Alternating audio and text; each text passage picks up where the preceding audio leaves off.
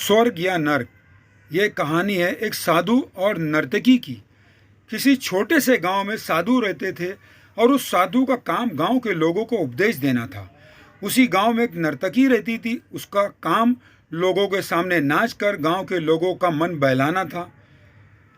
एक दिन गांव में कुछ कुदरती आफत आ गई और ये साधु और नर्तकी दोनों उस कुदरती आफत में मर गए। मरने के बाद जब ये दोनों यमलोक पहुंचते हैं तब इनके कर्मों और उनके पीछे छिपी भावनाओं के आधार पर इन दोनों को स्वर्ग या नरक में भेजने की बात होती है। साधु को खुद को स्वर्ग में ही आश्रय मिलेगा, इस बात का अंदाजा था। दूसरी तरफ नर्तकी के दिमाग में ऐसा कुछ भी नहीं था। उसे तो सिर्फ फैसले का इंतजार था।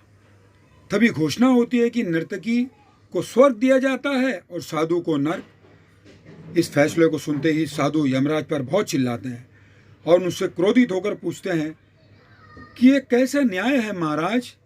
मैंने अपनी सारी जिंदगी लोगों को उपदेश देने में बिता दी और मेरे नसीब में नर्क, जबकि ये नर्तकी जीवन भर लोगों को रिझाने के लिए नाचती रही और इसे स्वर्ग दिया जा रहा है।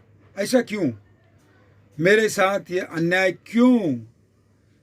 यमराज ने साधु को शांति से उत्तर देते हुए कहा कि यह नर्तकी अपना पेट भरने के लिए नाचती जरूर थी, किंतु उसके मन में यही भावना थी कि मैं अपनी कला को ईश्वर के चरणों में समर्पित कर रही हूँ।